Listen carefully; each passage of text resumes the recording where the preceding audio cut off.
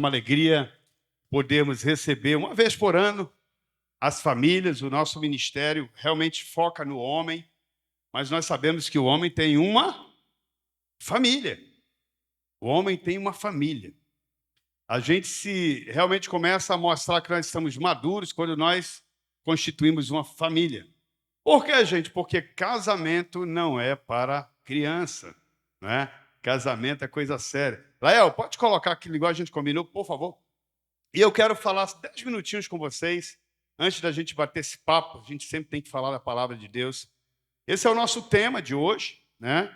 Sobre comunicação.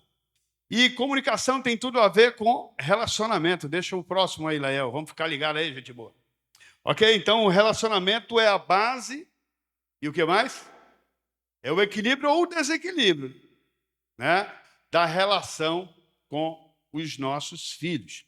Eu vou chamar aqui à frente agora o Domingos. Eu vou falar um negócio no ouvido dele. E ele vai fazer um negócio aqui e vocês vão adivinhar que ainda tem chocolate, valendo o chocolate.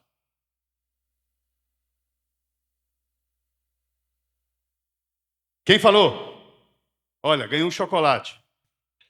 Atenção aí, vamos ver agora, ele vai falar um negócio agora aí com a mímica dele. Quem falou? Rapaz, esse pessoal é fera, joga lá o chocolate, ela ganhou. Olha aí, valendo mais um chocolate, vamos ver quem consegue descobrir o que é que ele quer dizer. Quem falou? Comendo? Com medo, é isso? Então vocês viram? Com medo, ele falou que está com medo, ele conseguiu imitar direitinho, né? Agora eu quero ler Efésios 5, no versículo 1, na Almeida Revista e Corrigida, diz assim: sede, pois, imitadores de Deus, como filhos amados. Vamos ler juntos? Sede, pois, nós poderíamos dizer, sede, pois, imitadores do Pai. Poderíamos dizer? Vamos substituir, nós vamos falar agora, sede, pois, imitadores de Deus Pai. Vamos ler juntos de novo. Sede. Não ficou legal não, né? Vamos ler de novo? Sede, pois, imitadores de Deus Pai, como filhos amados. Queridos, eu tentei ilustrar através de domingos aqui o que esse texto quer dizer. A palavra no original realmente é mímica. Imitadores no original é mímica. É como se dissesse assim: imite ou faça a mímica, repita exatamente o que o Pai faz e o seu Pai Celestial faz. Talvez hoje nós tivéssemos algumas dificuldades de alguns filhos dizer: eu quero imitar o meu pai. Talvez alguns dissessem: o que eu menos quero é parecer com o meu pai. Infelizmente. Mas a orientação de Deus é que nós devemos ser imitadores. E você sabe que nós somos realmente imitadores.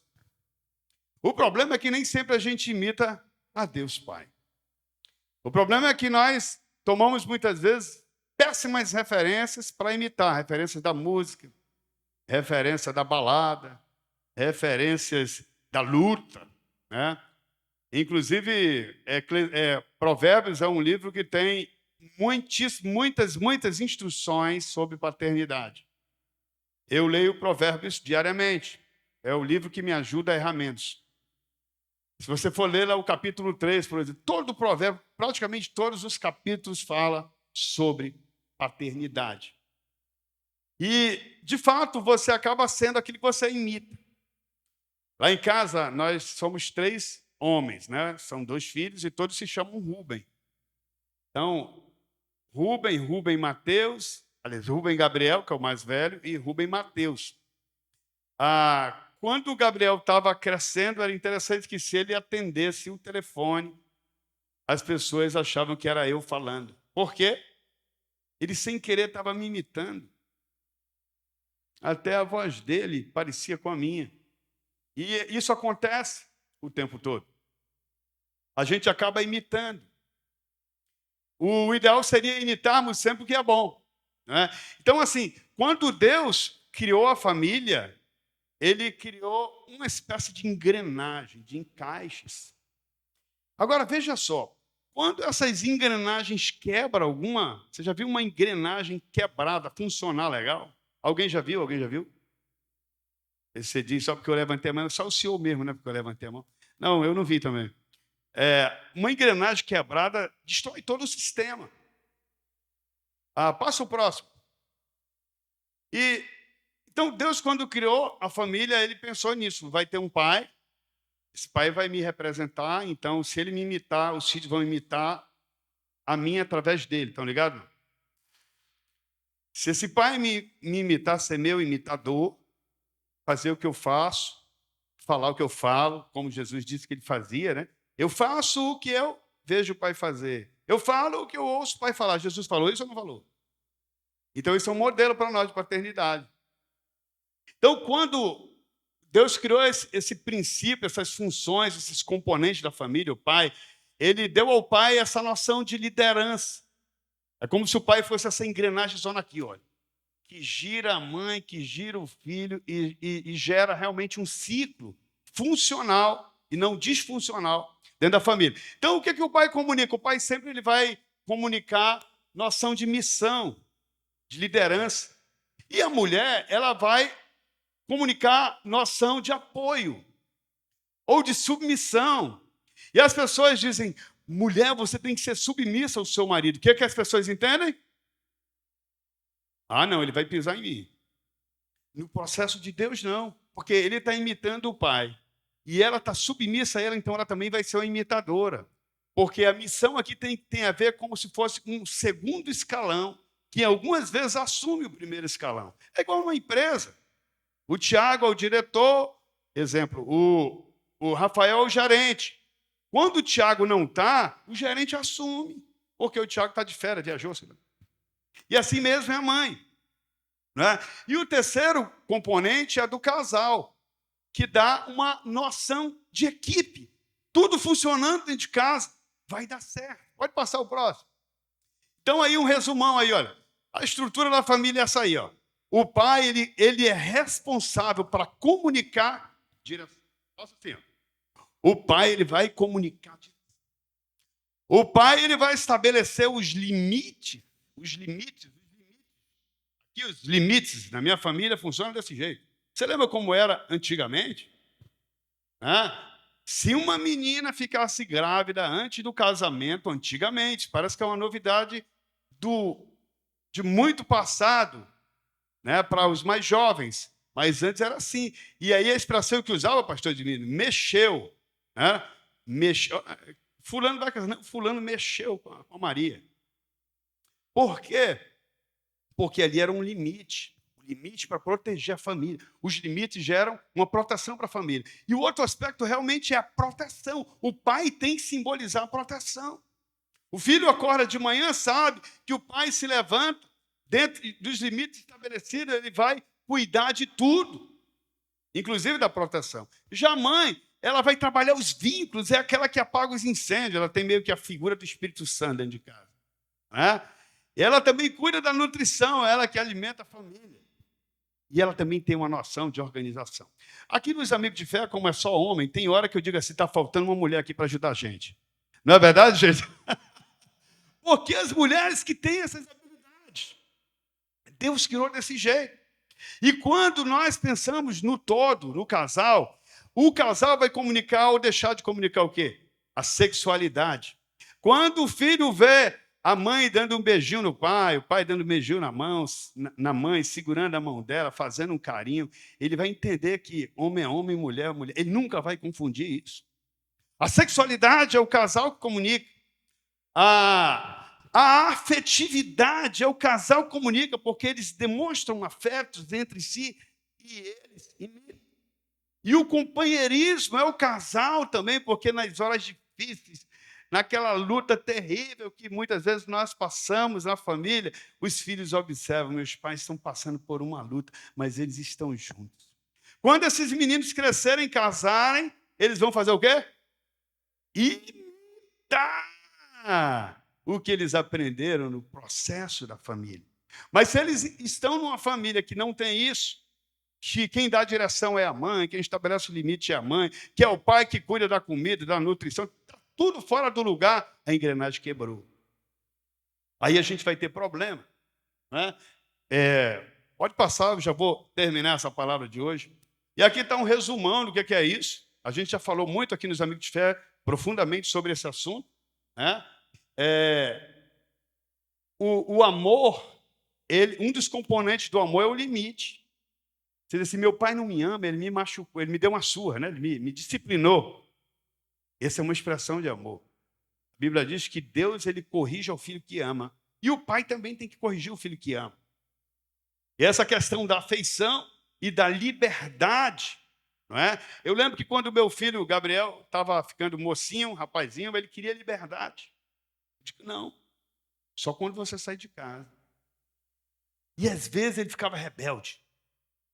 E eu dizia para ele, você quer sair debaixo da minha proteção como seu pai? E às vezes eu dizia, você quer que eu pare de orar por você? Ele se tremia todo. Por quê? Porque você é uma autoridade estabelecida por Deus. Entende? Você não está nessa função, nessa posição por acaso. E eu quero concluir esse assunto de hoje falando sobre algumas estatísticas. Olha o que está acontecendo no Brasil. Não só no Brasil, mas no mundo todo. Estatísticas atuais. O Brasil registrou mais de 172 mil certidões de nascimento sem os nomes dos pais em 2023. O maior número desde 2016. 172 mil. Crianças que nasceram e só tem o nome da mãe na certidão. Você sabe o que é isso? É uma criança sem rumo. É um filho como se fosse um pássaro de uma asa só. É uma oportunidade maravilhosa para Moloque, nesse demônio, que nós vemos no Antigo Testamento, no Novo Testamento, que ele sacrificava a criança. É um modo de sacrificar a criança. É tirar a direção do pai, os limites que o pai dá. Olha só, não acho que estava ruim, não, piorou. Olha só.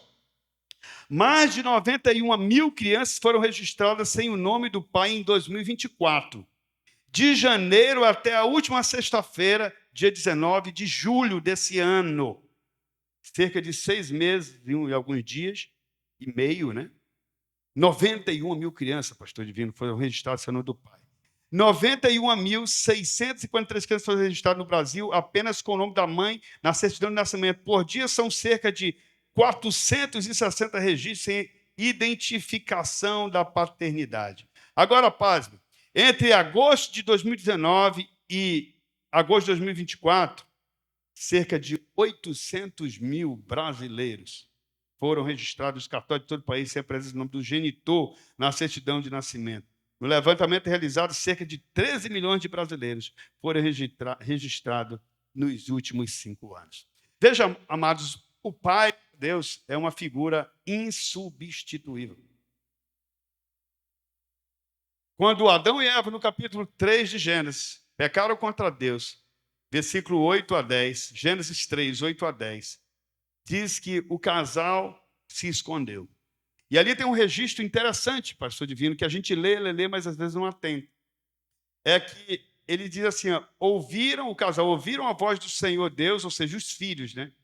Que passeava no jardim pela viração do dia, esconderam-se.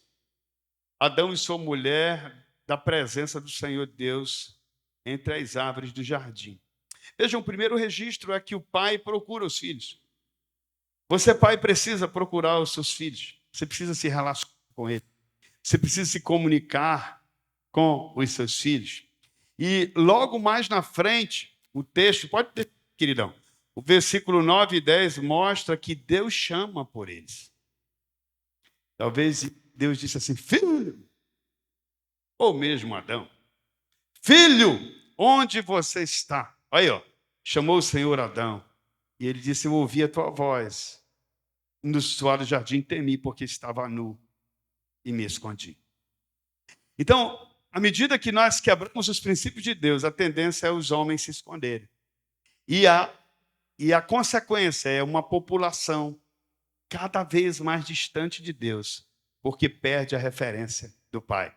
Salmo 68, 5-8, diz que Deus, ele é pai de órfãos. Olha que maravilha. Satanás é o criador da orfandade. E Deus, ele diz que eu sou o pai dos órfãos, o juiz das viúvas. E juiz das viúvas é Deus no seu santo lugar. O que mais que ele fala aí? Pode passar o próximo. Deus faz que o solitário viva em família. Liberta aqueles que estão presos em grilhões. Mas os rebeldes habitam na terra seca. Então veja, o propósito de Deus é que as famílias sejam restauradas. Que nós tenhamos filhos que têm pais que imitam a Deus. E, consequentemente, esses filhos imitam a Deus através dos pais. É uma grande honra ser pai. E eu quero dizer a você, querido, que Deus que te deu essa semente, que deve voltar para Ele, para a glória dEle, é uma responsabilidade grande, ao mesmo tempo um grande privilégio. Eu não tive pai. Quando eu nasci, meus pais se separaram. Então eu não lembrava de chamar o meu pai de pai. E quando o Gabriel nasceu, que ele me chamava de pai, aquele som era estranho para mim. Eu levei um certo tempo, você vê como o estrago é grande, para aceitar que eu era pai. E olha que aos 12 anos eu estabeleci Deus como meu pai. Não é? Então, hoje, nós precisamos lembrar dessa palavra. E se você se sente, mesmo tendo pai um órfão, a Bíblia diz que ele é o pai dos órfãos e a companhia daquele que se acha só. Amém? Então, essa palavra que eu quero que você guarde no seu coração, e eu quero agora chamar aqui à frente, e já pedir dos amados uma salva de palmas para alguns pais com quem nós vamos conversar hoje. Pastor Divino, Sandro Breval, Marcos Chaparro e Jean Cabral, podem vir aqui à frente. Vamos sentando. Pode colocar depois as imagens das famílias. Senta ali, um senta de cada lado. Eu gostaria muito de ter um tempo muito maior para comunicar esse tempo com vocês. Porque realmente são assuntos extremamente relevantes. Onde é que estão as minhas fichinhas? E que a gente precisa ouvir. Às vezes nós não temos muita oportunidade de ouvir em casa, né? Ou de ser ouvido. E eu quero rapidamente que o Divino, pastor Divino, obrigado, tá? Ficou lá, né? Pastor Divino, você vai usar. Só presente sua família, se eles estiverem aqui, peça para ficarem de pé, para a gente conhecê-los. Ok. Boa noite a todos, paz e bênção. Para mim é um privilégio o pastor Rubens ter chamado a gente aqui. E eu queria apresentar minha família. Eu quero apresentar meu primogênito ali, o Adriano. Fique de pé aí. Não, fique de pé direito. Aí a minha filha, a Patrícia. E sem essa mulher maravilhosa, eu não tinha os dois, né? Então, não tem como ser diferente. Então, aí vocês estão vendo aí, nós temos aí 5 netos representados, está faltando só um aí, um genro e uma nora. Então, é uma família bem grande e, graças a Deus, nós temos 6 netos, um genro e uma nora e 2 filhos maravilhosos. Maravilha. Passa para o Sandrão, agora o Sandro. Tá bom. Apresenta a tua turma aí. A minha esposa ela tá ensaiando ali do coral, mas quem está aqui é a minha primogênica, a Gabriela e o Samuel. Levanta aí. Gabriela. Levanta, rapaz. Sejam bem-vindos, muito bom. Estamos 4 só. E a minha família amada está ali. As minhas filhas vieram me fazer uma surpresa hoje no Amigos de Fé. Eu não sabia que eles vinham. Minha esposa querida trouxe-os. Por favor, fiquem de pé. Aqui está minha esposa e minhas 3 filhas. Muito bem, legal. Agora o Marcos Chaparro. A Miriam. Ah, tá aí. Chegou a esposa do Sandro, a Miriam. Tá? Paz e bênção, irmãos. O meu primogênito, ele estava ali atrás, agora ele sumiu. Não sei o que. Deu uma sumida. É E o Gustavo, né? o Vitor está ali. Levanta aí, Vitor. Aí, ó. Craque de Vitor. bola aí. E o Gustavo? Cadê o Gustavo? O Gustavo sumiu, ele estava ainda agora É. lá no fundo, acho que ele... Bom, gente, para mim é uma honra tê-los aqui hoje. São pessoas que eu admiro muito. E como todos nós, vêm de grandes lutas na formação de suas famílias. Aqui eu abro até um parênteses. O Marcos Chaparro, esse jovem aqui, posso falar a sua idade? 120, não, né? 58. 60, fez 60 já, né? Tentei diminuir um pouco, mas não teve jeito, não. O Marcos, por exemplo, ele tem 2 rapazes. O Vitor tem 16 e o Gustavo tem 18. O Gustavo é autista e ele vem, fica ali no cantinho, de repente ele some, mas ele está sempre por perto. E o Marcos é uma configuração que eu admiro muito da família dele, porque ele é um pai solo, é um pai sozinho. Tem aí o quê, Marcos? Quantos anos? Quantos anos que você está só cuidando deles? 10 anos que ele cuida dos filhos sozinho. Normalmente isso acontece mais com as mulheres, né? Mas aqui, talvez alguns da igreja não sabem como que é a luta do Marcos para educar os seus filhos e mantê-los aí no temor do Senhor. Também o Jean, falando aqui algumas características, ele tem 3 meninas com a Nancy e mais um rapaz, Henrique, né? Falei certo? Que é filho da Nancy e que ele cuidou desde os 3 anos. Eu admiro demais isso, não é? E aqui nós temos o Sandro, na ordem. O Sandro que tem um casal com uma diferença de 8 anos, né? Quando eles achavam que tinha fechado a fábrica, lá vem o Samuel. Né? E o pastor Divino, que é pai avô, é um cara que eu admiro muito, que curte muito a família. Né? E eu lembro do... Como é o nome do teu... o que está no exército? Eu esqueci o nome dele. No exército, não? O Érico, né? Que pescava com a gente, é o único neto, desde pequeno, né? Então, hoje nós vamos bater um papo com eles e também, se der tempo, também com os filhos. E eu quero começar com... Eu vou mudar aqui a minha ordem, eu vou começar com o Marcos Chaparro. Marcos, quantos anos você tinha quando você se tornou pai do Gustavo, que é especial? Ele foi planejado. E não é fácil ter um filho assim, eu tenho um. A pergunta é, quando foi que caiu a ficha? Nós homens demoramos mais a entender isso. É assim, 42. 42 anos. 42 anos virou pai. E aí, assim, no início, né, nós percebemos que ele tinha alguma coisa diferente, né? Ele demorou um pouquinho para aprender a ler. E a gente começou a perceber algumas coisas, né? E ele começou um tratamento, começou a fazer tratamento, né? E foi evoluindo. Na verdade, o tratamento é para ele desenvolver algumas características que ele não tem, né? Algumas habilidades que eles não têm. Então, o tratamento serve para isso. E o resto é os cuidados e incentivar, estimular, né? A palavra que eu estava querendo lembrar é estimular algumas coisas, algumas habilidades que eles não têm. Então, todo o tratamento visa isso, estimular algumas habilidades que eles não têm. Legal. E esse negócio de quando caiu a ficha foi logo pequenininho. Foi com o tempo, né? Eu quero dizer, quando ele percebeu que... Quando ele demorou a falar, por exemplo, já foi o primeiro sinal. Uhum.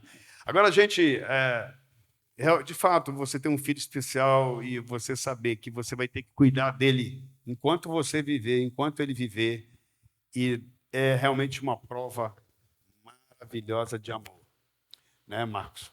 E meus parabéns por você realmente se dedicar aos seus filhos, como eu vejo que você se dedica. E agora eu vou ouvir aqui por lado do meu querido pastor divino. Eu vou agora falar um pouco de conceito, já que você é um pai, avô, né? Qual é o seu conceito? Não é o conceito do Google, não é o conceito dos livros, né? De ser pai, avô e como você hoje descreveria biblicamente o que é ser pai?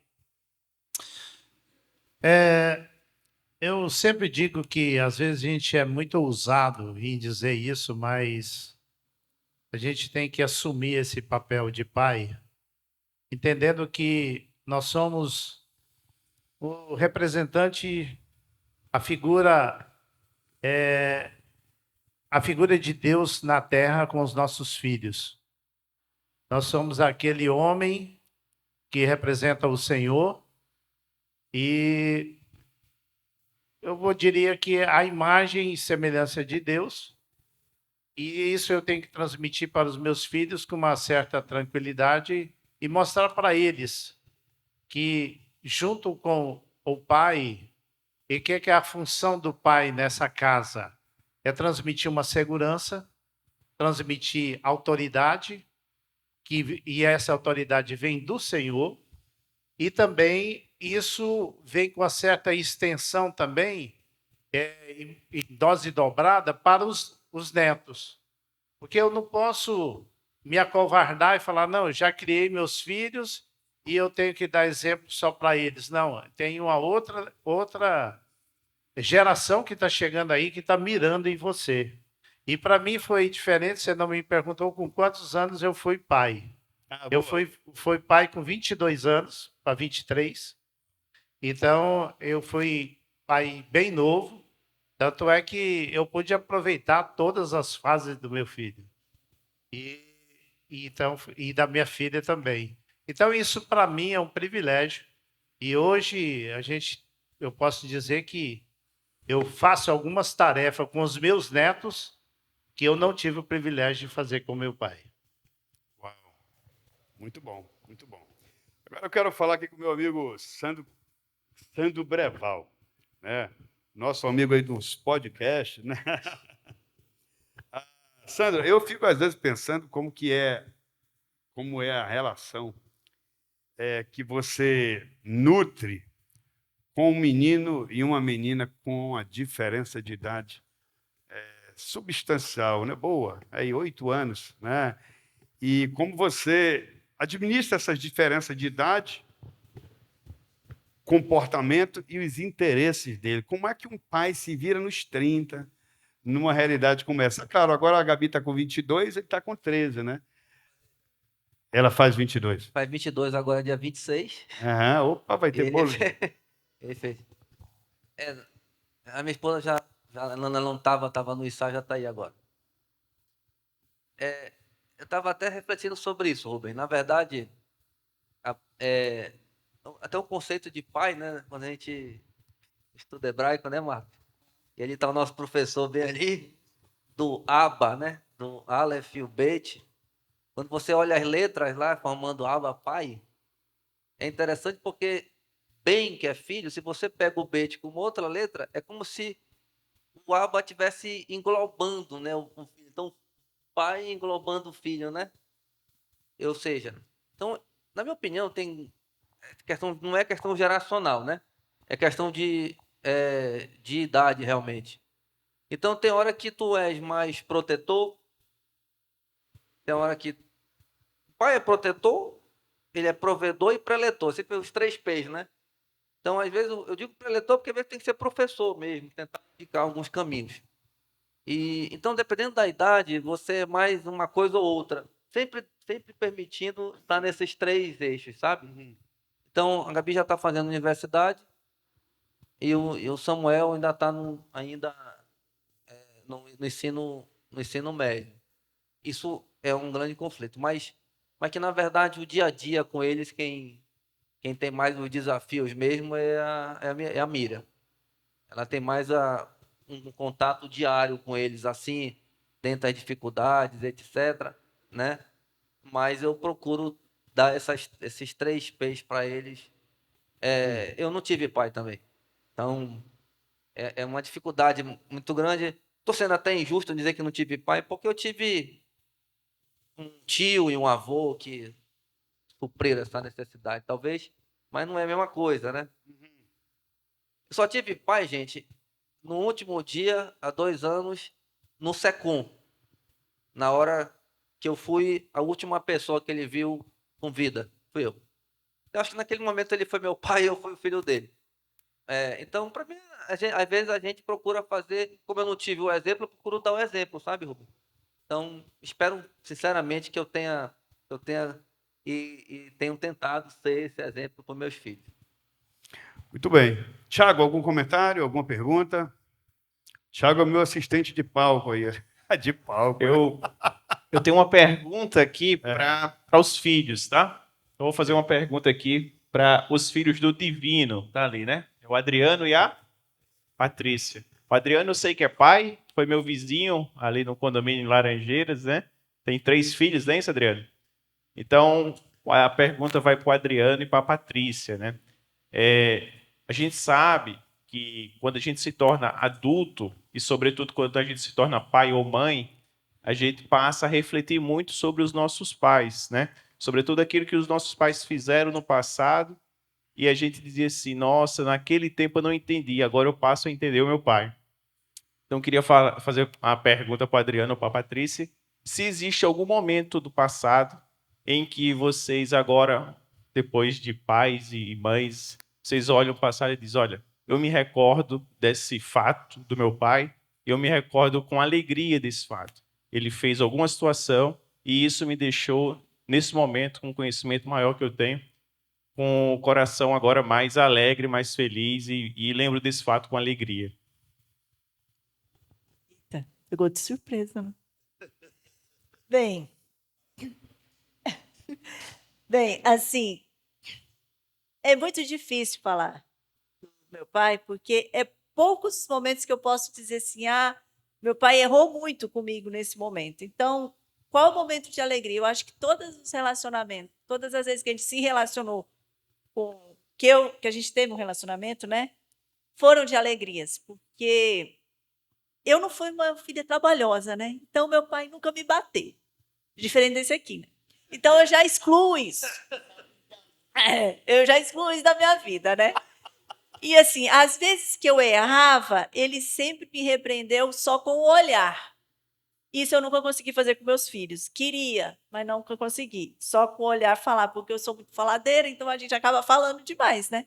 Mas ele só com o olhar a gente já sabia o que ele queria dizer, quando a gente era menor, né? Eu, pelo menos, já me mancava só com o olhar. E assim, conforme a gente vai ficando adolescente, a gente quer sair, né? Quer se desvincular da Liberdade. liberdade. E meu pai sempre segurou muito a mim, né? Principalmente. Só que ele me segurava de uma forma muito amorosa. E eu sempre me senti protegida nesse amor. Então, assim, eu nunca me senti presa. Eu me sentia livre, mas protegida de alguma forma. A gente morava na cidade pequena. Então, assim, eu tinha liberdade de pegar ônibus, de ir, de sair, mas eu sempre tinha que dizer onde eu estava. E isso é uma coisa que eu falo para meus filhos. Tem que sempre dizer onde que você estava. Isso eu aprendi com ele. Eu sempre tinha que dizer onde que eu ia, sempre tinha que dizer a hora que eu voltava. E ai de mim se eu chegasse depois das 10 da noite, que aí a casa caía. Então, assim, essas regras, né, eu trago hoje para os meus filhos. Apesar de que algumas às vezes a gente não consegue. Das 10 já virou 11, né? Mas assim, a gente vai levando. Mas, assim, muita coisa eu trago para a educação dos meus filhos, porque é o exemplo que eu tenho de casa, de pai e de mãe. Com certeza é o exemplo e é o que a gente traz para dentro de casa, né? Meu pai sempre foi um pai muito presente, trabalhava muito, mas a gente sabia que a gente podia contar com ele a qualquer hora. Eu me lembro a primeira vez que eu bati o carro. Fui contar para ele que eu bati o carro, tinha recém tirado a carteira, fui dar a ré e não olhei para trás e bati o carro. Esse foi o momento que eu tive mais medo do meu pai. Mas ele foi de uma forma amorosa e ele não brigou comigo, eu só chorava, né, com medo dele. Mas ele não brigou comigo, foi lá e ainda pagou o conserto. Olha que pai é esse. Então, assim, esse foi o momento que eu mais tive medo dele, de contar que eu tinha batido o carro zero, que era da minha mãe na época. Mas, assim, essas histórias eu trago com alegria no coração, porque eu tive um pai amoroso e presente. E eu sempre soube que eu poderia contar com ele para qualquer momento.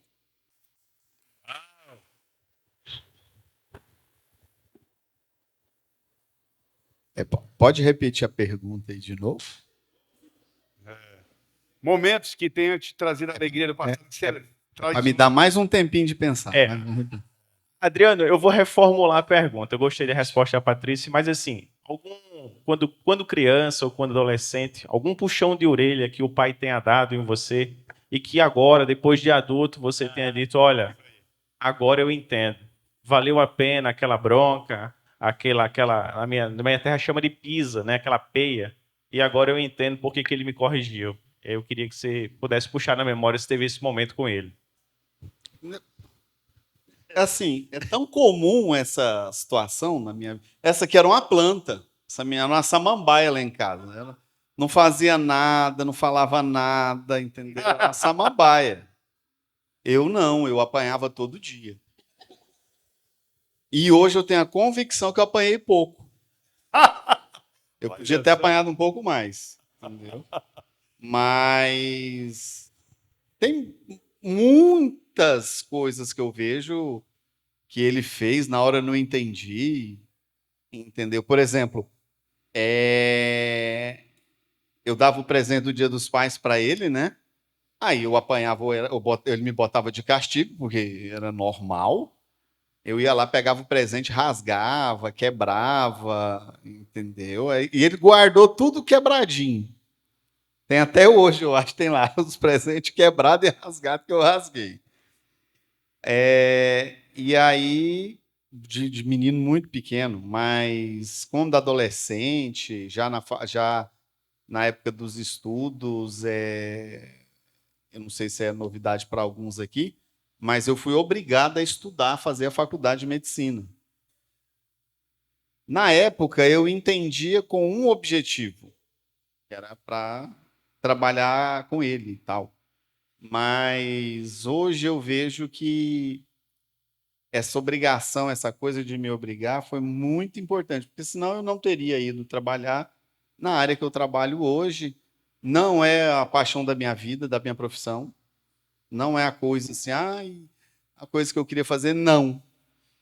Mas até pela educação que eu recebi dele e pelo pouco que eu tento praticar do que eu aprendi nele, né, copiar dele e ser imitador dele na minha profissão, que é a austeridade, a honestidade e tentar realmente resolver o problema do paciente quando eu posso, mas isso é muito de vez em quando, gente. Não vem também achando que eu sou o super, não.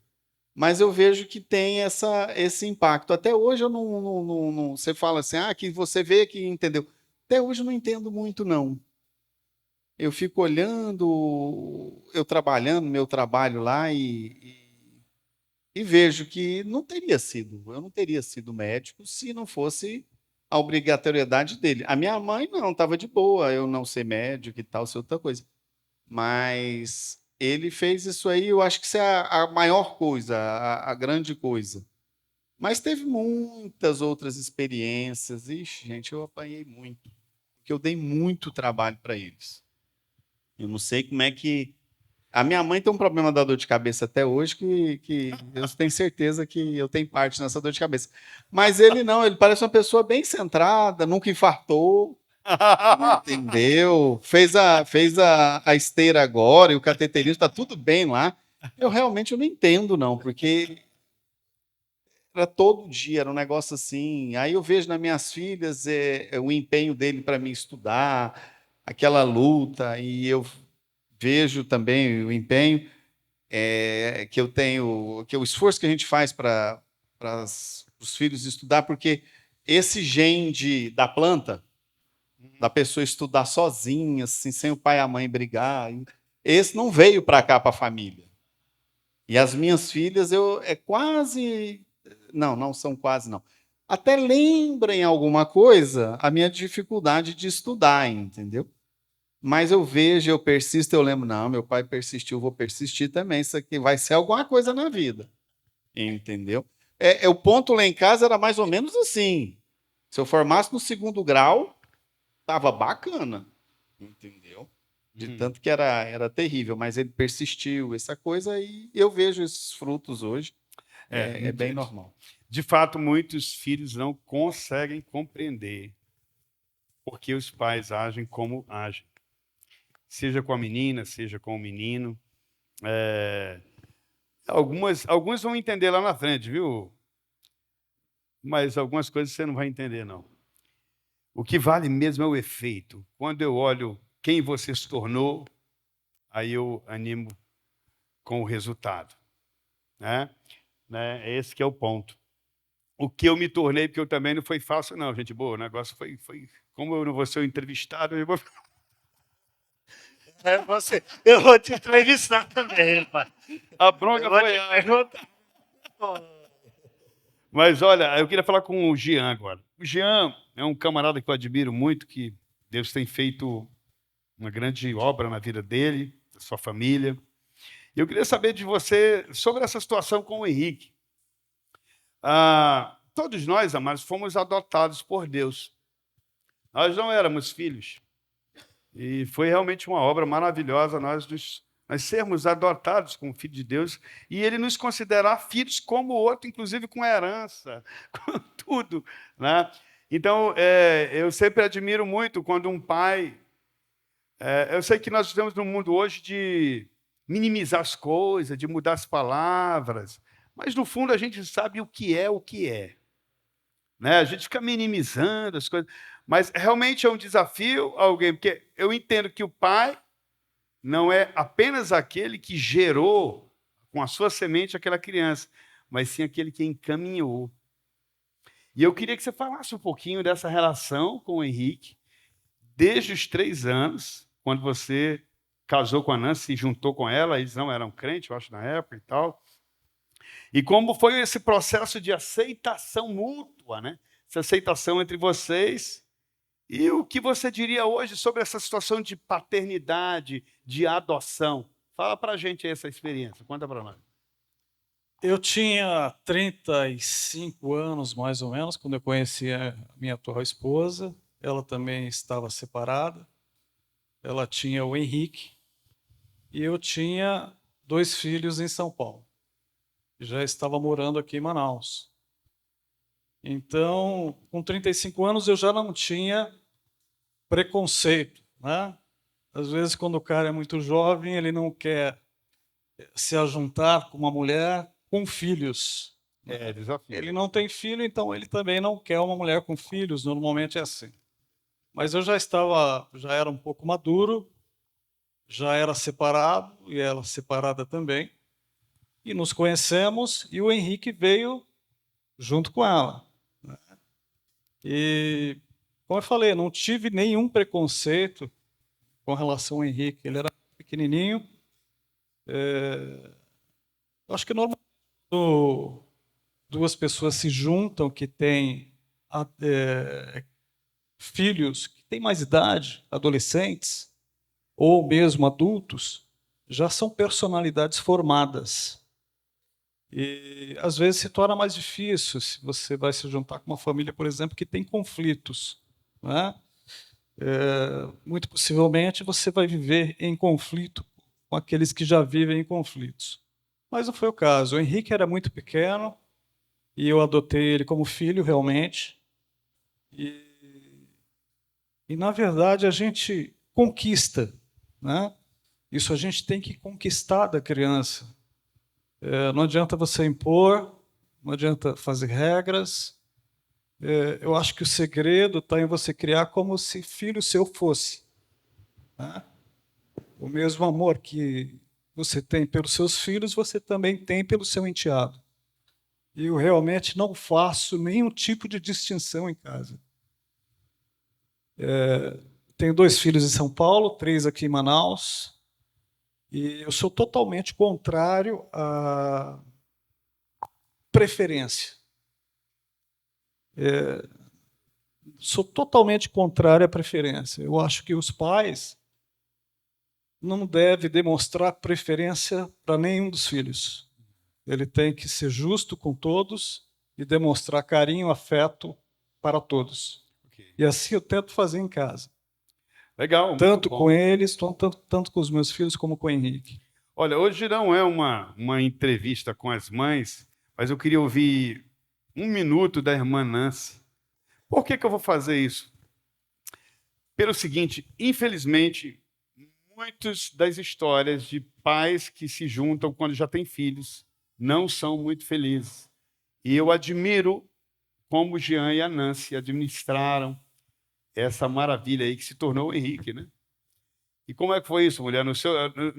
Na sua ótica, né? Essa relação deles.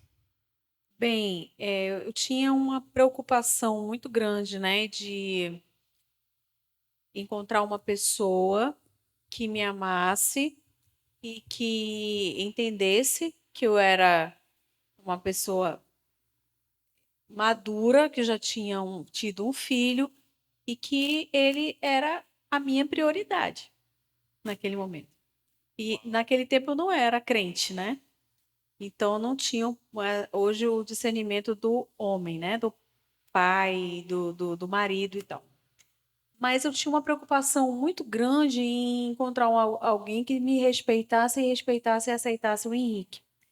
E assim, quando a gente se conheceu, eu fiquei na minha, ele já sabia que eu era mãe, mas de cara ele já foi dizendo que ele tinha 2 filhos, né, que moravam em São Paulo. Ele disse que ele gostava de criança. Então, não sei se ele ficou muito encantado, querendo me conquistar lá. Mas, assim, ele de cara ele já ficou muito. Ele aceitou muito assim, a ideia. Realmente, ele não E demonstrou você percebia que isso era verdadeiro? muito. Isso te gerou confiança de Muito. E uma seguir, coisa né? que me marcou muito, muito, muito foi quando ele fez questão de conhecer o Henrique. Porque, como eu tinha esse receio, então eu meio que evitava, né? Eu posterguei o máximo eu apresentá-lo. Até que ele disse: Você não vai me apresentar o Henrique? E na época tinha um restaurante ali no Turismo. Como era o nome, amor? Toro Louco.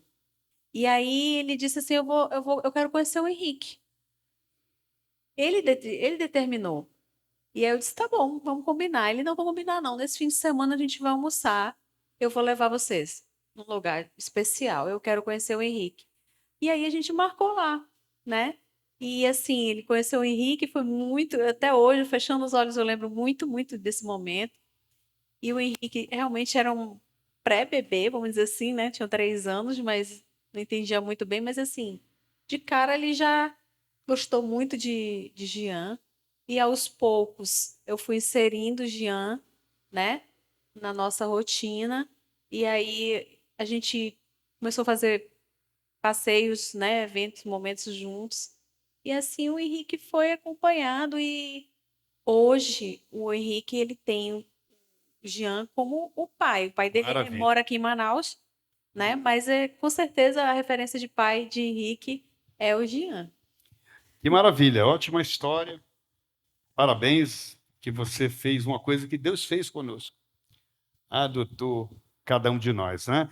Quero voltar aqui com o meu querido Marcos Chaparro, né? Eu queria saber, Marcos, como que é o convívio, como é que é essa relação aí de 2 meninos criados pelo pai, praticamente, não é? E que são tão diferentes, não é? O Gustavo tem o mundo dele, não é? O Vitor tem a vida dele, quer ser jogador. Eu tenho até algumas rixas com ele de futebol do passado, né, lá no campo. Então eu queria saber como que é aí esse relacionamento, se o Vitor ajuda. Isso também é muito importante na composição de uma família, né? Se eles são afetuosos um com o outro. Como se relacionam esses 2 irmãos tão diferentes? Assim, Conta para nós. o Gustavo, ele, como todo autista, ele não gosta muito de contato físico, né? Então ele não gosta muito de abraço, assim, tá. Mas às vezes até o Vitor chega e dá um abraço nele, ele fica ali e tal. Mas eles se entendem bem, se entendem bem. Às vezes no dia a dia também o Vitor ajuda ele em algumas situações, mas às vezes tem briga também. como todos os irmãos, briga. todos os irmãos, né? Quem tem irmão assim, mais ou menos na mesma idade, né? Tem momentos de. E como é essa briga? Eles discutem? Como... Não, às vezes sai na briga mesmo. É, Tapa. Aí depois, Gustavo brigando. aí depois se acalma, depois voltam as pazes de novo. Mas é É assim. porque assim, ó, o Gustavo, que é o especial autista, ele vai, todas as vezes que a gente vai para comunhão, para futebol, ele vai. Essa última vez agora, o Marco chegou lá na hora que tinha um churrasquinho e ele disse, cadê o Gustavo? Sumiu, ele estava lá perto. Então, assim, eu acho que realmente é uma relação extremamente desafiadora, mas que ele lida com muita habilidade, não é? Quer falar alguma coisa, Vitor, do teu irmão? Quer não? Gosta de falar, né? Legal. Tiago, alguma novidade? Olha, eu sei que o Vitor é de poucas palavras, né, Vitor? Mas veja bem, nós aprendemos hoje aqui que os filhos imitam os pais, né? Então, não sei se vocês sabem, o Marco, ele é São Paulino. E o Vitor também é São Paulino, né? Graças a Deus, inclusive. Olha né? só. Então, Vitor, eu sei que você é de poucas palavras, tá? Mas eu queria que você pudesse dizer se tem alguma outra coisa que você se inspira no seu pai. Alguma característica que você vê no seu pai e você se inspira, que você admira. Eu acho que a lealdade, a calma para lidar com situações e também sempre botar Deus em primeiro lugar, porque sempre, quando tem alguma situação desafiadora, ele sempre tem calma, pensa e bota Deus em primeiro lugar e aí tudo dá certo. Com calma. Aê, garoto! Dai. Gostei, Marquinhos. Parabéns, Marquinhos. Marquinhos é meu centroavante. Né? Legal, muito bem. Voltar aqui com... Oi, querido. Quando a gente chegava no futebol, eu fui uma pessoa que persistia muito de chegar perto do Gustavo.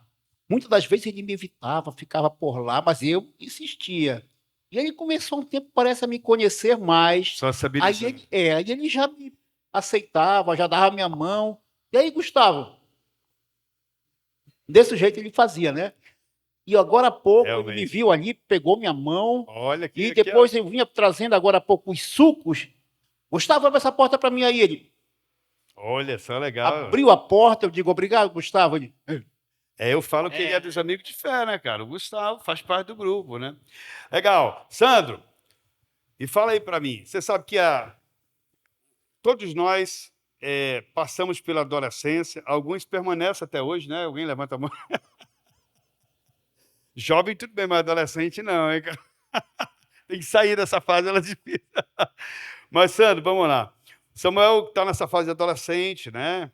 Uma fase que nós sabemos que é turbulenta, fase de confusão, que precisa muito, de fato, do apoio dos pais, né? E, às vezes, eu mesmo vivi isso. Na época que o Gabriel prezou muito de mim, o meu foco era outras atividades. E como é que lida isso, cara, nesse mundo moderno?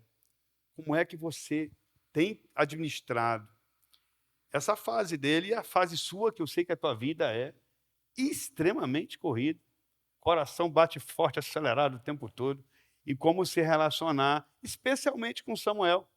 Nesse momento aí, talvez aqui tenham outros com adolescentes que precisam, quem sabe, de alguma dica, ou até dizer, cara, tá difícil. Conta para nós. Não, na verdade, o Samuel, num período a gente já teve algumas turbulências, etc. Mas, graças a Deus, ele está no caminho do Senhor, sabe? Passou por um batismo recentemente, o último batismo, na verdade, né? Até esteve a honra do pastor Josinaldo levá-lo para o batismo. Então, eu acho que a gente tem que acompanhar esse caminhar dele, sabe? No sentido de tentar mostrar. E eu tento ser exemplo de responsabilidade, tento, né? A gente tenta. Mas eu acredito que ele já tá mais tranquilo agora, né, filho? Né? E eu espero que ele continue e, se Deus quiser, vai ser um grande homem de Deus. Amém. E se conseguisse colocar a foto da família do Sandro aí, vocês vão ver como o Samuel se veste bem, né? E eu queria agora aproveitar e fazer uma... Tem alguma pergunta aí, queridão? Para a Gabi, tem? Então faz a pergunta para a Gabi. Eu ia fazer... Eu queria que a Gabi, né? Momento de honra, tá, Gabi? Você pudesse falar, poucas palavras, o que você acha do seu pai, ou até mesmo um momento de agradecimento pelo que seu pai fez na sua vida. Eu sou chorona. Ai, calma. É, Ele é um homem muito reto em tudo que ele faz. Tudo, tudo, tudo, assim. Se eu pudesse até responder alguma das perguntas que fizeram, assim, de algo que meu pai me ensinou foi ser muito persistente naquilo que eu quero, né? Assim, eu passei por um processo de vestibular. Tantas vezes eu falava, vai, não vamos continuar, não, vou colocar qualquer curso. Ele, não, você vai sim. Essa A Gabi persistência. faz medicina, tá, gente? E essa persistência que ele viveu e ele ainda vive, eu pude me inspirar muito. Então, muito obrigada, pai. O senhor é uma inspiração nesse sentido para mim. Com certeza, inspiração de organização, que eu tento muito, mas eu falho miseravelmente. Mas, mas ele é um exemplo de organização, é um exemplo de um homem reto, de disciplina, com certeza. E também de como um coração que por tanto tempo foi empedrado pelas coisas da vida pode ser moldado pelo Senhor, né? Eu vi um pouco antes dele, né? Então, vivi um tempo em que meu pai, eu diria assim, era um homem completamente diferente do que ele é hoje, sabe? Eu vejo assim realmente a mão do Senhor, vejo de fato que o Senhor tem transformado o coração dele de pouquinho em pouquinho. A gente vê hoje não só a mudança do falar, mas também de como lidar com as coisas da vida. E um agradecimento ao Senhor, Pai. Obrigada por tudo, obrigada por aguentar as minhas TPMs, que são várias. Obrigada por ser presente sempre nesses momentos. Esse dia aí eu tinha recebido a resposta que eu tinha passado na faculdade. A gente acordou bem cedinho para tomar café. E o Samuel tinha acabado de acordar, inclusive, nessa foto aí. Mas bem vestido, viu, Samuel? Com Acordou já certeza. arrumado. Enfim, meu pai, ele é um homem, assim, que é inspirável. Assim, você consegue se inspirar nele, de fato, né? Então, obrigada por ser esse homem. Vejo seu esforço todo dia. Ele é o que trabalha de domingo a domingo para dar o melhor pra gente. E a gente consegue perceber isso. Que bom reconhecer isso, que bom. E reconhecemos isso. Legal. Samuel, quer falar alguma coisa? Que assim... Nenhuma palavra? Fala aí, Samuel. Ah, também te amo, pai. Legal, tudo bem, Samuel. Quando resolver falar, a gente leva para... Divino, fazer uma pergunta aqui para o senhor. O senhor não, rapaz. Você é mais velho que eu. Até perder esse cabelo da cabeça. É verdade. Meus cabelos ainda estão nascendo, só para tu ver. Ó. Tão novo que eu sou, viu? Pastor Divino, vamos lá. Eu diria que uma família, em certos aspectos, parece com uma obra, uma construção. Você gosta de construção, né? Sim, então, amo. Uma construção, para ela ser firme, forte, ela tem que ter bons fundamentos, né? Um bom material. E se nós pudéssemos falar sobre família comparando com a obra, na sua opinião, ao longo desses anos, como pai e avô, né? O que o senhor fez para manter a sua família resistente aos abalos, que não são poucos, né? E quais os fundamentos, quais os princípios e valores que o senhor entendeu que deveria implantar na sua família e que isso deveria ser repetido, né, imitado pelos outros? O que o senhor nos diria sobre esse aspecto aí de preparar a geração para se manter firme diante dos abalos? Princípios, fundamentos, valores? Eu diria que quando a gente casa, não vem um manual junto, né? E quando a gente é pai e mãe também, não vem um manual junto. É a graça do Senhor que nos capacita. Não tem outro, eu não tenho como dizer diferente. Porque eu fui sempre criado, minha mãe foi muito presente comigo, porque sou órfão de pai aos 9 anos, e depois tinha um padrasto, mas o padrasto nunca é realmente a figura, aquela que a gente do pai, realmente. E minha mãe assumiu muito esse papel. E a base, para mim, da família é o Senhor. E depois, junto com o Senhor, vem a verdade. Eu sempre fui um homem da verdade e muito transparente. Os meus filhos me conhecem no eu chegar em casa. Normalmente a gente exige muito do mais velho, né, do primogênito, a gente quer que ele seja perfeito, mas apesar de tantas correções que o Adriano teve e tudo, mas toda a vida ele disse a verdade. Então ele é um homem Fundamento. que tem um fundamento da verdade. Eu acho que isso é uma característica que tanto o Adriano como a Patrícia, eles adquiriram isso e sempre eles podem olhar nos meus olhos e olhar nos olhos deles e ver a transparência que vem da consequência da verdade. Então, a base da família, eu acho que ela tem que ser construída em cima da verdade. Muito bom. E a gente passou por grandes perrengues, grandes dificuldades. Eu passei, assim, vários momentos assim que eu pensava assim, eu não vou conseguir. Mas eu sempre disse a eles exatamente o que estava acontecendo e eles sabiam o que eu estava passando. Então isso ajudou muito, porque eles ajudaram a construir e nunca foi aquela coisa de cobrar aquilo que eu não tinha para dar. Eu teve um momento na minha vida, Rubens, que eu lembro como se fosse hoje. Eu não sei se o Adriano lembra disso. Nós tínhamos por praxe e meu sogro fazer festa de Natal na nossa casa. Nós tínhamos uma casa grande e aí deu no final de ano daquele e reuniu toda a família e todos os meninos iam ganhar presente dos pais. Eu tive que sentar o Adriano aqui na cadeira e falar assim, filhão, papai não tem condições de dar presente esse ano. Uau! Imagine isso, cara. E ele entendeu. Isso é a verdade. Muito bom, a salva de palmas, gostei. Nós vivemos num mundo em que a verdade tem sido enfraquecida.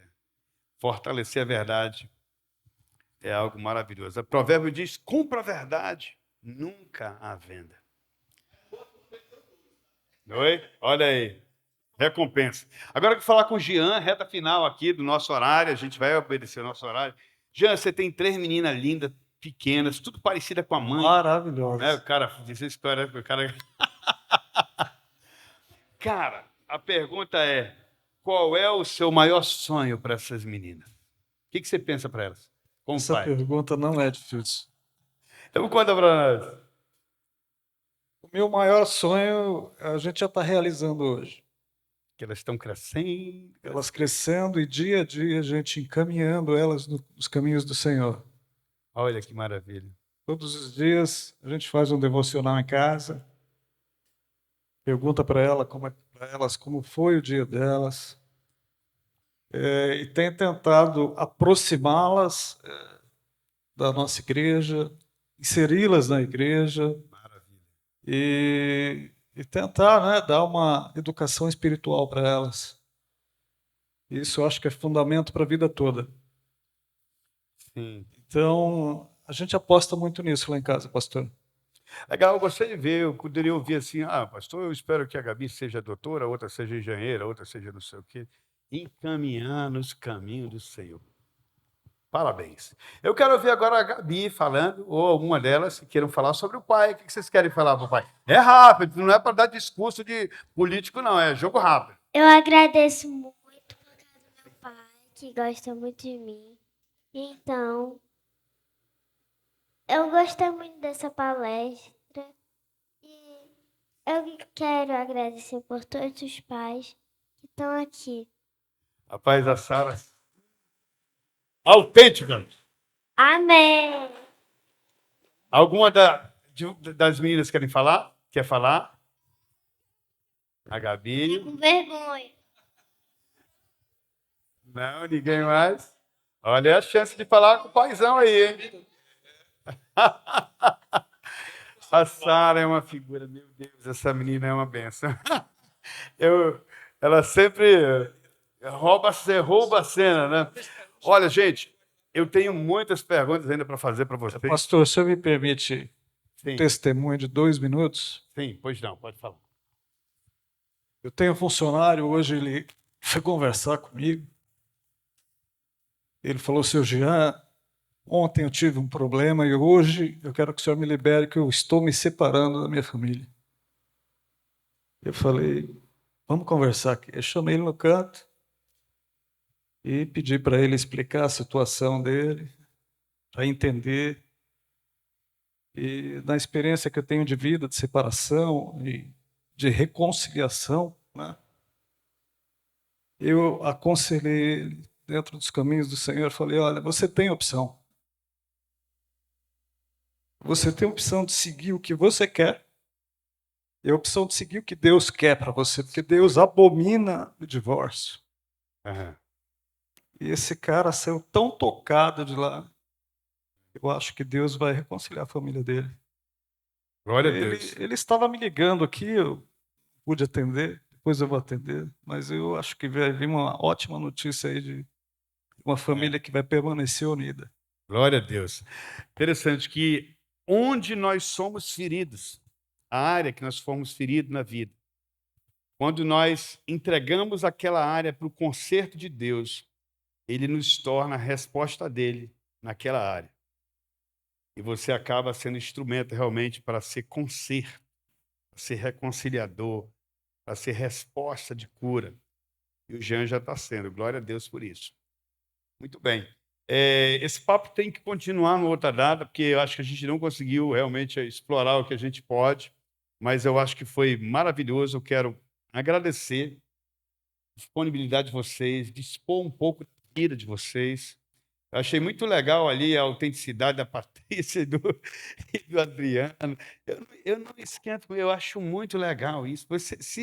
Quando eu for entrevistado, a bronca vai ser alta aqui. Porque aqui no Amigo de Fé a gente aprende a ser verdadeiro também. A gente não quer essa maquiagemzinha não para parecer o que não é. A gente sabe quando precisa melhorar, sabe quando já melhorou, né? Quando já foi tratado, quando já foi curado. E eu louvo a Deus porque todos vocês tiveram grandes lutas. O Marquinho aí que não desiste dos meninos dele. O Jean e a Nancy que não desistiram da família com toda a turbulência, meu Deus, que eles passaram, né? O Sandrão aqui com a Miriam também não é brincadeira, os desafios em várias áreas, o divino que vocês ouviram. E vocês também têm muitas lutas, confiem no Senhor. Levem a Ele as demandas que o Senhor, Ele tem a resposta certa, Ele tem a orientação certa, Ele tem o conselho certo. Sejam imitadores dEle, para que os nossos filhos e as nossas gerações melhorem e também passem a imitá-lo. Amém? Ok, gente? Vamos ficar de pé agora todos. Fica de pé todo mundo. Uma salva de palmas mais uma vez ao Senhor pela vida desses homens que expuseram um pouco das suas histórias para que nós pudéssemos, né, aprender com eles. Levante-se sua mão que eu quero orar por você e pela sua família. Senhor, eu louvo o teu nome por cada alma aqui presente, por cada homem, mulher, criança, menino ou menina, que são preciosos aos teus olhos. Eu peço a tua bênção, Senhor Deus, sobre esta geração. Que a nossa geração, os nossos filhos, os filhos dos nossos filhos e os filhos dos nossos filhos, dessa terceira geração de filhos, continue sendo bendita do Senhor sobre a terra. Eu peço, Senhor Deus, que o Senhor nos abençoe de tal forma que nada falte para nós, especialmente o temor ao Senhor. Que nós, Senhor, te coloquemos de fato, de verdade, no centro, pois o Senhor é o Criador da família. E quando o Senhor está no centro das nossas famílias e nós possamos te imitar, as nossas famílias, de fato, são extremamente abençoadas. Eu quero abençoar o teu povo com saúde, meu Deus. Eu repreendo toda a enfermidade, Senhor, do homem, da mulher, dos filhos, do marido, da mulher, dos filhos. Eu repreendo, Senhor Deus, a pobreza, Senhor, aqueles que têm vivido dificuldades financeiras, que têm vivido crises sequenciais, em nome de Jesus, Senhor, como igreja, nós quebramos isso hoje para que haja abundância na família do teu povo, que nós tenhamos para emprestar e não precisemos pedir emprestado, que o nosso coração se torne generoso para ajudar aquele que precisa.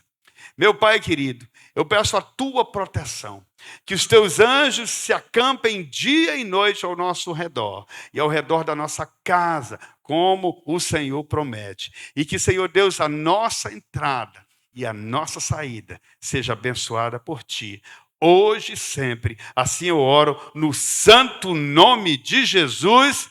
E a igreja diz: amém, amém e amém.